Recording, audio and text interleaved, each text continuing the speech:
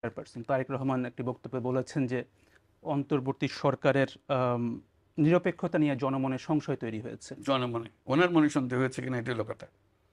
কথা সেইটাই, জনগণের উপর দায় চাপানোর দিন শেষ। জনগণের মাথার উপর কাঁঠাল থুইয়া খাইবেন এই সুযোগ এখন আর নাই। ডাইরেক্ট আপনি কি চান, আপনার মনের ভিতরে এই অন্তর্বর্তীকালীন সরকারকে নিয়ে নিরপেক্ষতার জন্য সংশয় সৃষ্টি হয়েছে কিনা সেটা আপনি বলবেন সুস্পষ্টভাবে। জনগণ কি পারবে বা জনগণ কি চায় না, জনগণের মনের ভিতর কি আছে, হ্যাঁ জনগণের মনের ভিতর ঢুকলো কেমনে, ঠিক আছে, এই ধরনের কথাবার্তা এখন আর চলবে না। আপনাদের মনের ভিতর সংশয় সৃষ্টি হয়েছে কিনা, আপনারা কি চান এটা প্রকাশ করতে হবে। এর আগে যেমন রাষ্ট্রপতি চুপ্পু সাহেবকে সরানোর উদ্দেশ্যে আপনারা কি বলছেন যে না সাংবিধানিক শূন্যতা সৃষ্টি হইবে, রাষ্ট্রপতি চুপ্পুকে সরানো যাইবে না, রাষ্ট্রপতি চুপ্পু সাহেব ওখানে আছেন বঙ্গভবনে, তিনি বঙ্গভবনেই থাকবেন।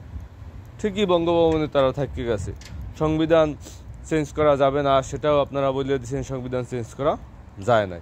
তো এরকমের সুস্পষ্ট আপনারা বক্তৃতা দিবেন এটাই আশা করে ডক্টর ইউনূস। তিনি ডাইরেক্ট বলে দিয়েছেন যে জনমনে সংশয় সৃষ্টি হয়েছে, তাদের মনে তো আর সংশয় সৃষ্টি হয় নাই, তাহলে আর সমস্যা নাই।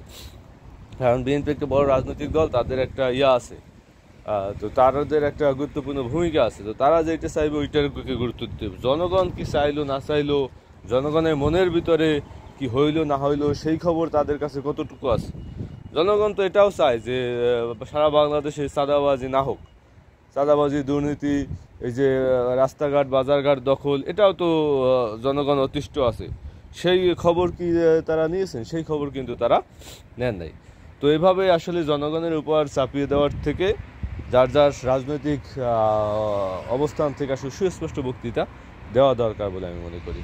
তাহলেই সুস্পষ্টতা, রাজনৈতিক যে নেতাকর্মীরা তাদের যে বার্তা বা তাদের যে কথোপকথন সেটা স্পষ্টভাবে দিলেই ভালো হয়। আর হইলো যে এখন অন্তর্বর্তীকালীন সরকার যেটা চায় বা কি চায় না চায় সেটা নিয়ে জনগণের মনে তো বিভিন্ন রকমের সংশয় থাকবেই। প্রত্যেকটা সরকারই যখন ক্ষমতায় থাকে তাদেরকে নিয়ে তারা জনগণের ভিতরে সংশয় থাকে, তাদের জনগণের ভিতরে ভালো আস্থা থাকে, কারো উপর কোনো বিষয় নিয়ে জনগণের সাথে দ্বিমতও থাকে, এগুলো স্বাভাবিক জিনিস, ঠিক আছে।